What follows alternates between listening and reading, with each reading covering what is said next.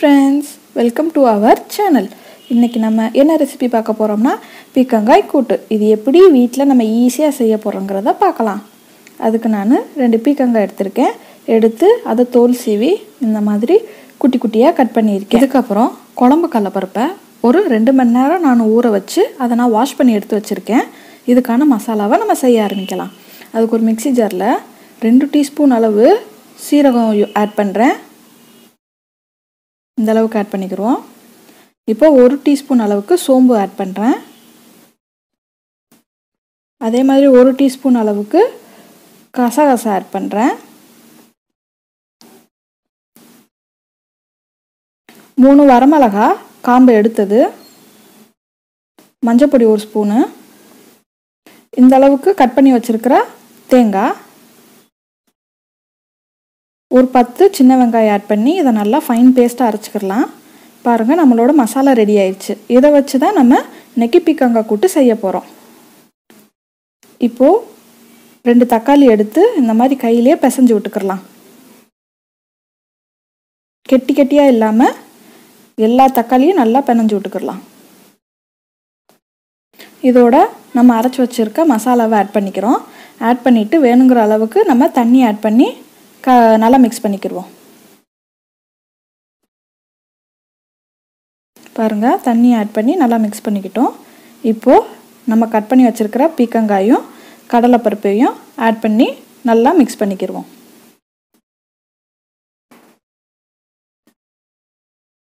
நம்ம வேணுங்கிற அளவு கன்சிஸ்டன்சிக்கு நம்ம தண்ணி ஆட் பண்ணி யூஸ் பண்ணிக்கலாம். இப்போ தேவையான அளவு உப்பு. இப்போ இதை நம்ம அடுப்பில் வச்சு கொதிக்க விட போகிறோம்.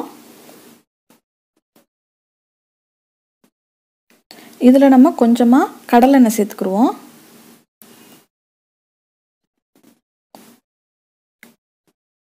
கடலெண்ணெய் சேர்த்து இன்னும் கொஞ்சமாக நம்ம இதில் கொஞ்சமாக கேஸ்டர் ஆயில் சேர்த்துக்கலாம். அதாவது முத்தெண்ணெய் சேர்த்துக்கலாம். சேர்த்து நல்லா மிக்ஸ் பண்ணி விட்டுக்குருவோம். பாருங்கள் நல்லா கொதிக்குது. இப்போது நம்மளோட கூட்டு ரெடி ஆயிடுச்சு. இப்போ நம்ம தாளிக்கிறதுக்கு ரெடி பண்ணிக்கலாம். ஒரு கடாயில் நான் கொஞ்சமாக கடலெண்ணெய் ஆட் பண்ணிக்கிறேன். ஆட் பண்ணி கொஞ்சம் சூடாகட்டும். எண்ணெய் சூடானதும் கொஞ்சமாக கடுகு போட்டு இதை பொரிய விடுவோம். இப்போ கொஞ்சம் சோம்பு ஆட் பண்ணிக்கிறோம்.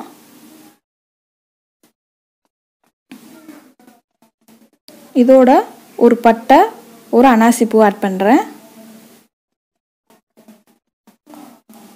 இதில் நறுக்கி வச்சிருக்கிற சின்ன வெங்காயத்தையும் கொஞ்சமாக கருவேப்பிலையும் ஆட் பண்ணிக்கலாம்.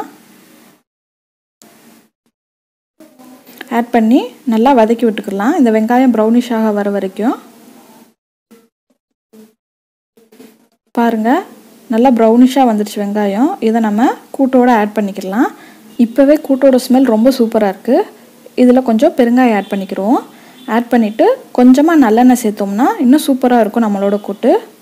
இதை நம்ம ஒரு 10 மினிட்ஸ் மூடி வச்சுருவோம். மூடி வச்சுட்டு நம்ம இப்போ ஓப்பன் பண்ணோம்னா வீடே கமகமக்கிற நம்மளோட கூட்டு ரெடி. பாருங்கள் எவ்வளோ சூப்பராக இருக்குது. இந்த அருமையான பீர்க்கங்காய் கூட்டை உங்கள் வீட்டில் செஞ்சு பாருங்கள். எப்படி இருக்குங்கிறத எங்களோட கமெண்ட்டில் ஷேர் பண்ணுங்கள். பிடிச்சிருந்தா எங்களோட WinNest சேனலை சப்ஸ்கிரைப் பண்ணுங்கள். மறக்காமல் பெல் ஐக்கானையும் ப்ரெஸ் பண்ணுங்கள். தேங்க்யூ ஃபார் வாட்சிங் அவர் வீடியோ. தொடர்ந்து